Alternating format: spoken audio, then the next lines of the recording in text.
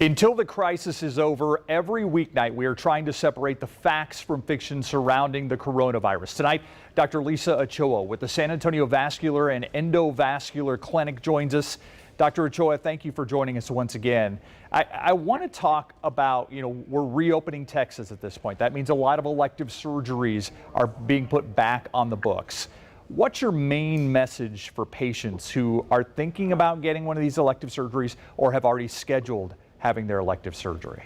Oh, that's a great question. And so the first question I ask is how urgent or how immediate do these elective cases need to be? And they vary. Some cases can probably wait another month, but there's some that have already been put on the back burner for 3 to 4 weeks and probably should be done sooner rather than later. The other question I would have a patient ask is, could this procedure or surgery be done in a more controlled area, such as an ambulatory surgical center or an outpatient cath lab? I feel like those areas that are smaller, have more controlled environment, and theoretically can decrease the risk of being exposed to COVID-19. The other question I would ask as a patient is, can I get tested for the COVID-19 before I have surgery? And the reason that's important is there's been some early studies, we don't know for sure, but it's possible that patients that may be asymptomatic, no symptoms, that undergo general anesthesia for surgery may have some complications more so because they're positive. And in that regard, they would want to hopefully delay that surgery until perhaps they test negative. Yeah, I would also tell people that just, like I have questions written down here from our viewers for you, it's okay for them to go in with their own questions for the doctor or the surgeon to ask them, and some of the questions that we've just gone over. They need to be their own advocate. That's a great point, and that's what I tell my patients is any of us physicians should be able to answer every single one of your questions. You are your own best advocate, and no question is too simple. Please come into the office and ask all these questions. I mean, the reality is we're all making the best decisions we can with information that we have. And the more information a patient has, I think the better decision you can make for yourself as well. I know when we talked a couple of weeks ago, 3 weeks ago, maybe now, you were concerned that you weren't seeing a lot of patients that you normally see. The volume of patients maybe was down. Is that still a concern for you? It still is a concern, and my concern is my patients are very vulnerable patients. They have diabetes, high blood pressure, heart disease, chronic kidney disease, and those chronic medical conditions can lead to many different complications. And so what I've been seeing is I'm not seeing the same volume, and the ones that I am, they seem to be presenting a little bit later in their disease process. And that has me concerned because when they present later in the disease process, then they often leads to worse complications. And so that example in my specialty is patients who come in with ulcers that are so large or infected that there's not much more that we can do and may end up with complication like an amputation, when perhaps if they presented earlier, that would not have been the case. But you are seeing evidence that people are just waiting before they come see a doctor.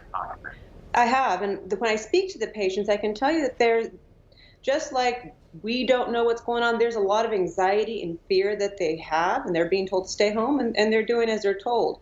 But what I do want to encourage them is to reach out for help from their primary care doctors, from their specialists. There are a lot of here that can see them in a safe manner, and they still need to take care of those chronic medical conditions so that they don't end up in the hospital like we don't want them to. Do you have thoughts on whether it's too soon to reopen Texas?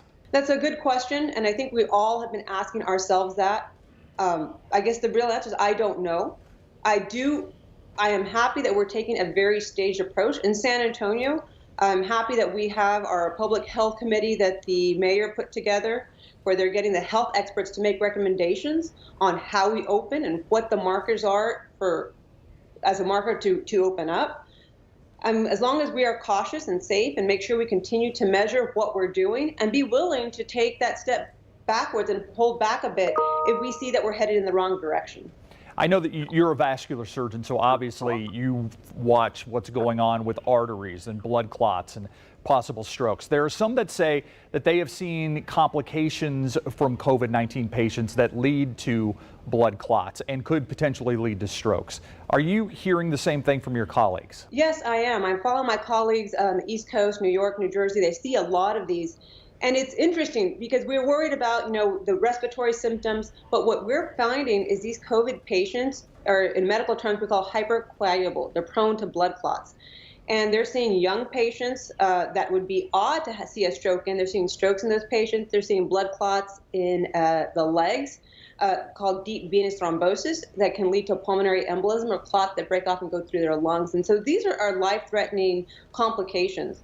My colleagues have been talking about trying to prevent those clots in COVID patients, whether we need to start them on blood thinners, on partial blood thinners. I think these are good conversations to have. We're going to learn a lot as we go on, and as long as the medical community communicates with each other, then we can figure out how we can best take care of these patients when we see them here in San Antonio. I want to give you the final word tonight. What do you want our viewers to take home from this conversation? I want them to know that we are medical professionals. We're all trying to make the best decisions for the healthcare of patients. And so ask questions of your doctors, ask questions of the hospitals and the clinics that you go to, be your own best advocate, and know that we are all trying to do our very best. And the more information that you have, then you can make a better decision about your health. Be your own and best advocate. Dr. Lyssa Ochoa, thank you for your time. Thank you. We'll be right back.